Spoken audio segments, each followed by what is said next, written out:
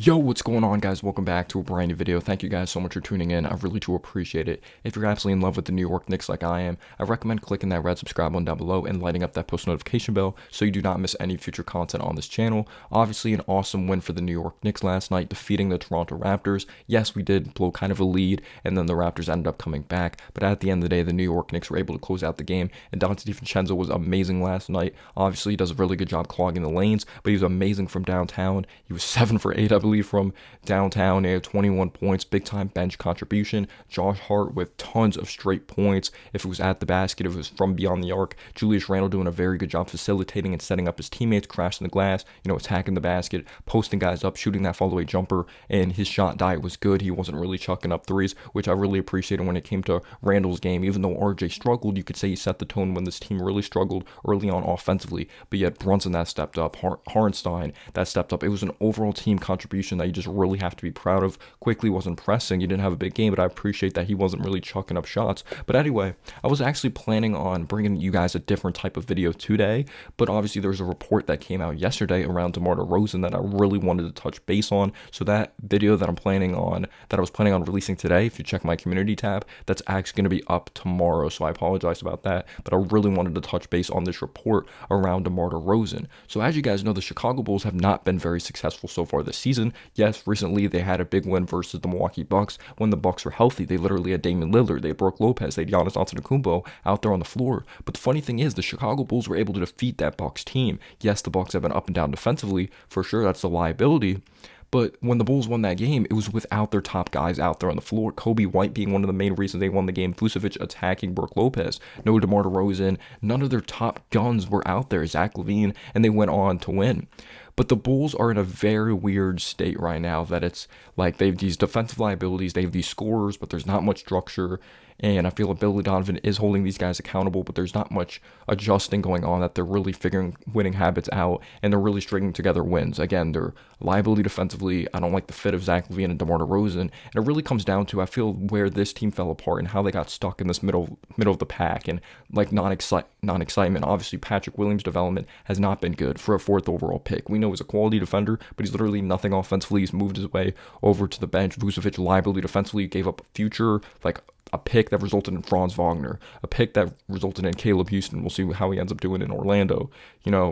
Wendell Carter Jr. couldn't stay healthy, but now he could stay healthy all of a sudden with the Magic, and Vucevic's liability defensively, good score. But when Lonzo Ball went down, that just killed the Chicago Bulls. Someone that initiates the offense, someone that reads the floor at a very high level, that just killed them. He was improving as a three-point shooter, improving as a finisher, and we know his ability to thrive when it comes to pushing the pace, distributing the ball in the half-court setting, reading the roll man, or reading the initial help defender as well. So that really hurt the upside of the Chicago Bulls team, and with a lack of success these last few years, running it back, kind of just stuck in the middle of the pack, non-excitement. Again, 4th overall pick not working out is huge. And when you have defensive liabilities and you have guys that aren't really defending when it matters most and just really stepping up when it matters most, it really hurts. And Zach LaVine taking dumb shots at the end of games. So the Bulls are probably going to be set to blow this thing up soon. If they're smart, they're going to blow it up. Get a new coach, will they get another freaking GM? We thought they were moving in the right direction. So now DeMar DeRozan, him being 34 years old at this point of his career, he's with his agent right now. Like, where are we going? Because the Bulls are probably going to blow this up. This is a business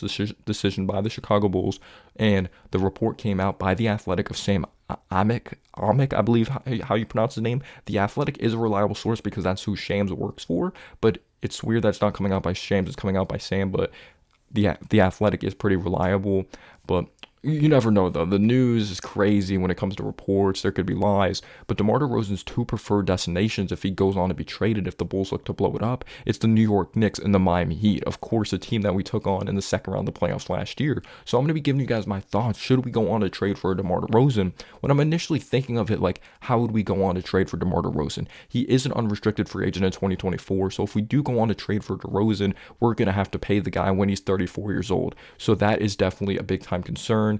Does he go on to get injured all of a sudden? And does he have a decrease in production, and he's already not a really high rated defender that I'm going to be getting into as well. But I absolutely love DeMar DeRozan, the human being. Don't get me wrong. He seems like a great dude. He's been through so much adversity. He's one of the first players when it comes to this modern NBA to open up about mental health, which is something that's really close to my heart. So shout out to him and shout out to Kevin Love, some of the first couple players when it comes to this generation really opening up about mental health. And I love what DeMar DeRozan did when it came to the Raptors, the San Antonio Spurs when he was there. I felt he was in a better system under Greg Popovich when he averaged 6.9 assists per game. And I don't like the system he's under in Chicago. So I do think you do have to give him the benefit of the doubt. I do not like Billy Donovan's system, but he's an unrestricted free agent in 2024. He's making $28 million, or specifically $28,600,000 this season right now. So if we go on to trade for him, it's what are the assets? Well, obviously right off the bat, I thought Quentin Grimes was going to get off to a better start of the season. It's still early on, but Grimes, he doesn't look I thought he was a more mentally tough player. I thought he was going to be more aggressive. And yes, you could point out there's times he doesn't get involved, but when he does get involved, there's just a lack of aggression. He looks scared out there on the basketball floor, to be completely honest. He is someone that is fearless defensively, but offensively, someone made the comparison. Yeah, he looks like Frank Ntilikina this year, literally offensively. And it seems like you never see him attempt a floater or a reverse layup to protect the basketball when going to the basket.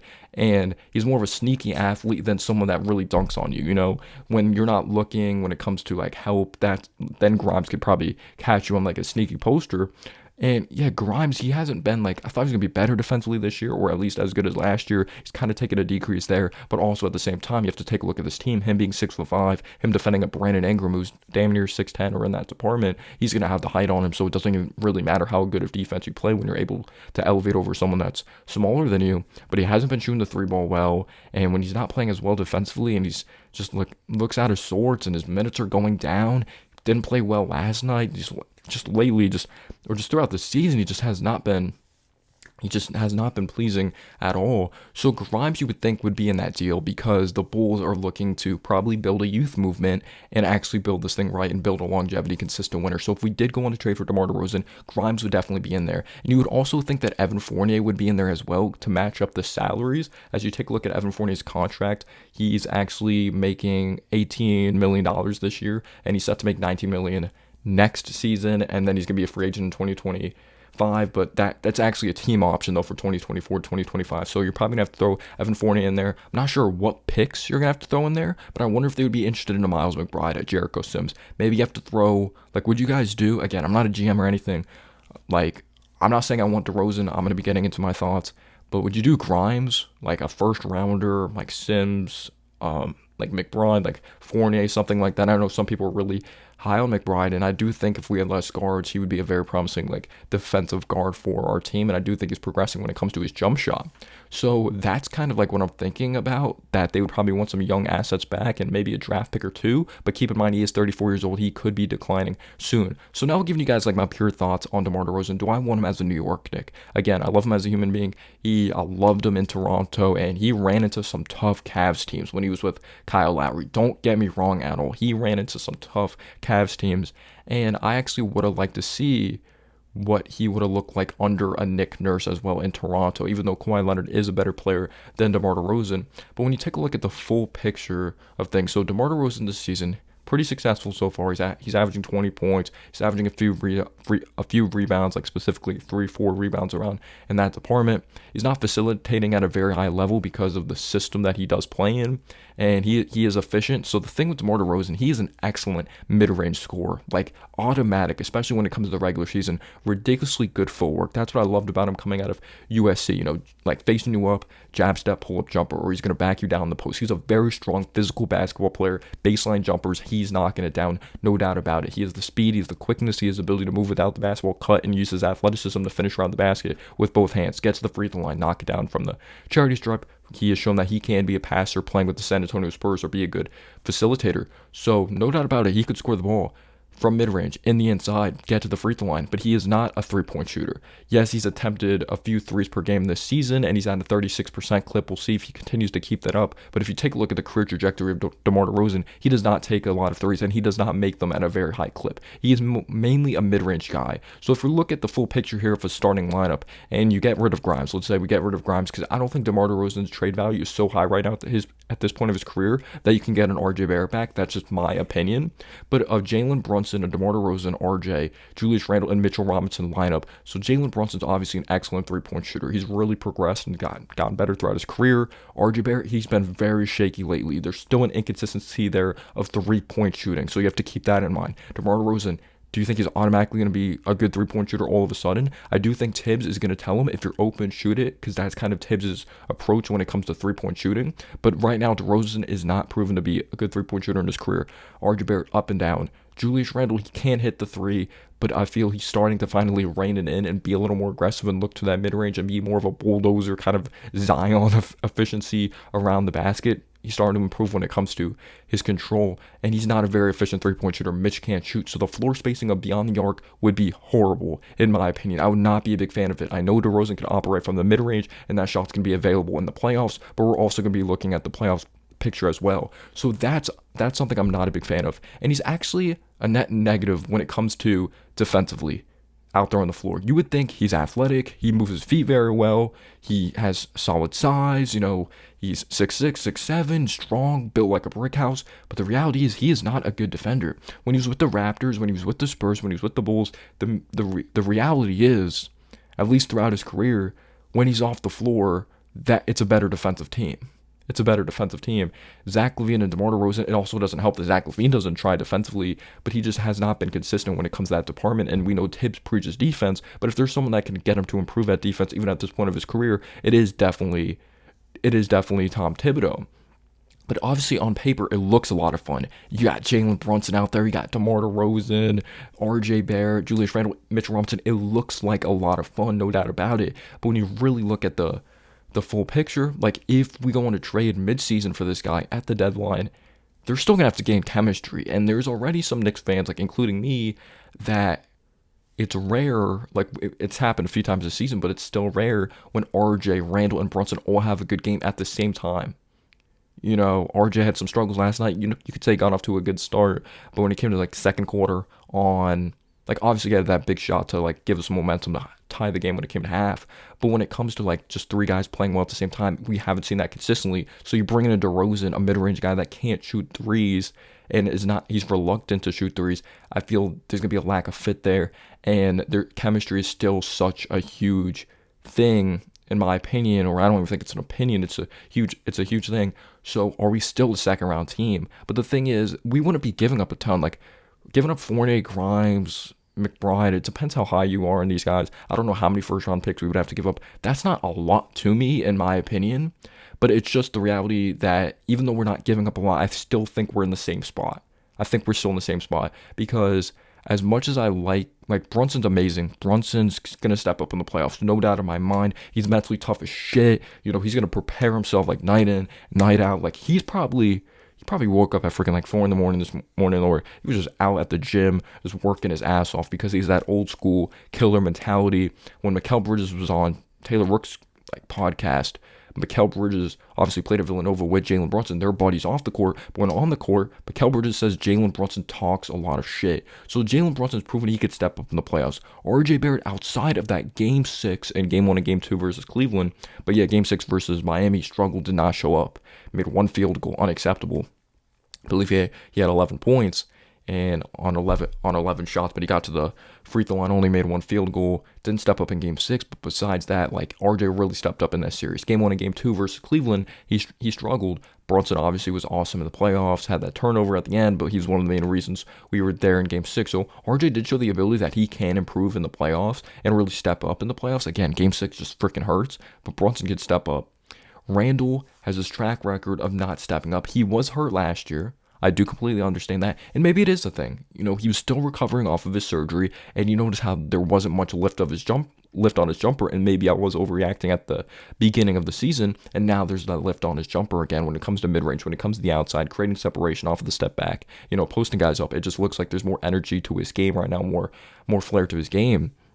So maybe Randall would actually be better in the playoffs this time, but again, it comes down to his basketball IQ. How is he going to process? If he processes like he did last night in the playoffs, we're definitely be set in a position to be successful. But I felt a true test, the way the Miami Heat defended him, was like, you got a playoff preview there of how he's going to be defended. You know, they just throw so much pressure on him. Does he rely on the three ball? But obviously the first time around, no Jalen Brunson versus the Atlanta Hawks, he did not step up. But it really comes down to his IQ, just decision making, and consistent effort as well. So you have RJ that's shown that he can step up again. I understand the game 6, Brunson can step up.